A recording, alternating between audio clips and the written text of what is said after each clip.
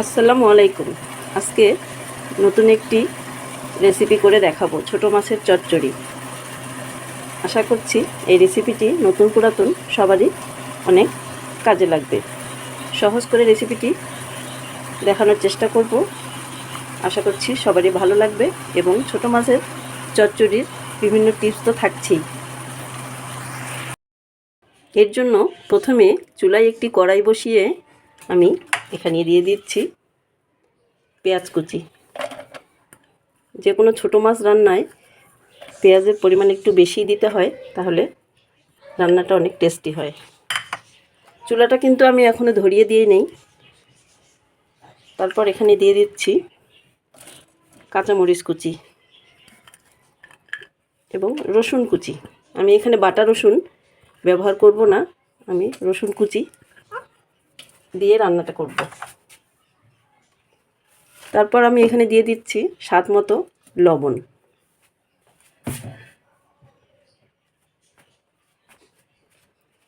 এবং পরিমাণ মতো হলুদ গুঁড়া।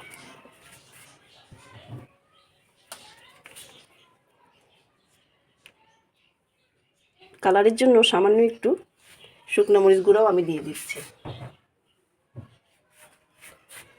তারপর এখানে দিয়ে দিচ্ছি জিরা গুঁড়া। আমি এখানে ধনিয়া গুঁড়া ব্যবহার করব না। তারপরে দিয়ে দিচ্ছি সামান্য টমেটো কুচি। আমি কিছু নতুন আলু দিয়ে এই মাছের চচ্চড়িটি রান্না করব, তাই এখানে সামান্য পরিমাণ আলুও কুচি করে কেটে নিয়েছি।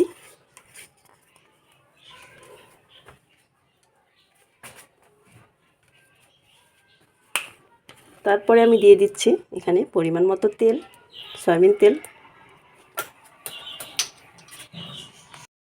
এখন এই সবগুলো উপকরণ আমি হাত দিয়ে কষলে ভালো করে মেখে নিব। যেহেতু আমি হাতে মেখে এই ছোটো মাছের চচ্চড়িটি রান্না করব, তাই আমি হাত দিয়ে সব কিছু মেখে নিয়ে একটু নরম করে নিব। আপনারা কারা কারা এভাবে ছোটো মাছের চচ্চড়ি করে থাকেন আমাকে প্লিজ কমেন্ট করে জানাবেন। ছোটো মাছের চচ্চড়িটি এভাবে রান্না করলে খেতে অসম্ভব মজা লাগে। শীতের সময় তো যে কোনো মাছই অসম্ভব মজাদার খেতে, আর ছোটো মাছ হলে তো কথাই নেই। তো আমি সব কিছু এভাবে হাতে মেখে নিলাম। তারপর আমি দিয়ে দিব ছোটো মাছ। এই যে আমি আজকে কিছু মলা মাছ নিয়েছি, এগুলোই আমি চচ্চড়ি করে রান্না করব। তো দিয়ে দিলাম মাছ।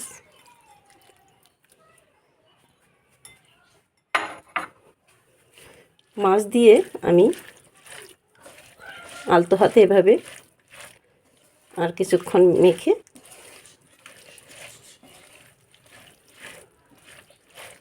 তারপর সামান্য একটু পানি দিয়ে দিব। এই রান্নাটি হতে বেশিক্ষণ সময় লাগে না।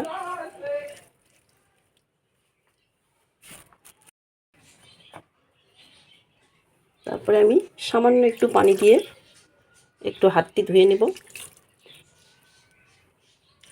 বাস, আর পানি দিতে হবে না। আমি কিন্তু এখনও চুলার জাল ধরিয়ে দিইনি। এখন ঢাকনা দিয়ে আমি রান্না করব। চুলা ধরিয়ে দিলাম। ফিরে আসছি 15 মিনিট পর। ফিরে এলাম 15 মিনিট পর। আমি মাঝখানে ঢাকনা খুলে পানি যেহেতু টেনে এসেছে, তাই আমি ধনিয়া পাতা দিয়ে দিয়েছি। এ পর্যায়ে ছোটো মাছের চচ্চড়ি কিন্তু নাড়া যাবে না,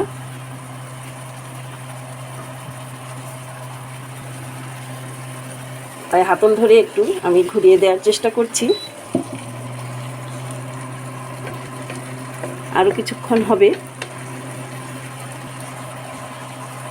আগে বলেছি একটি সহজ রেসিপি এটি, তবে এই রেসিপিটি চামচ দিয়ে নাড়ানো যাবে না, একটু হাতল ঘুরিয়েই পানি টেনে আসা পর্যন্ত অপেক্ষা করতে হবে। তো আমি আবারও ঢাকনা দিয়ে অপেক্ষা করব আরও 2 মিনিট। ফিরে এলাম আরও 2 মিনিট পর। এ পর্যায়ে আমি আলতো হাতে একটু নেড়ে দিব, যে লেগে যাচ্ছে। আমি আগেই বলেছি এই তরকারিটি রান্নার সময় কিছু না, চামচ লাগানোই যাবে না, একটু হাতল নিয়ে নেড়ে চেড়েই রান্না করতে হবে, তাহলে দেখবেন খেতে অসম্ভব মজা লাগে। শীতের সময় বড় মাছ হোক বা ছোটো মাছ হোক, যে কোনো মাছই মাংসের চেয়ে অনেক মজাদার।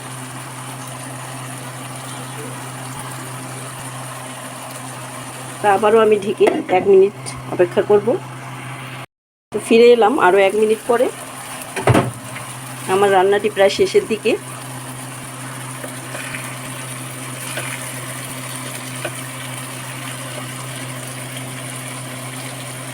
এখানে আলু সিদ্ধ হয়ে গেছে, এটা আলু সিদ্ধ হয়ে গেছে। এ পর্যায়ে আমি নামিয়ে রাখবো। এ পর্যায়ে আমি নামিয়ে গরম গরম পরিবেশন করব।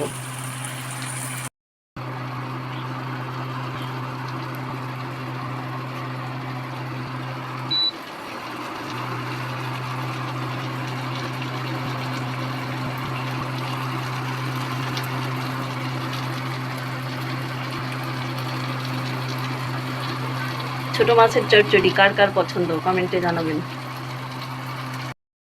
তো আমার ছোট মাছের চচ্চড়ি ডান। এখন আমি গরম গরম পরিবেশন করব।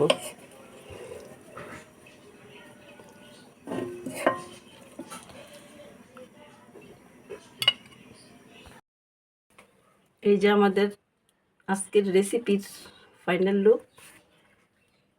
তো আমার ভিডিওগুলো যদি ভালো লেগে থাকে আপনাদের, তো আমাকে সাপোর্ট করবেন, আমার ভিডিও দেখে লাইক করবেন, কমেন্ট করবেন।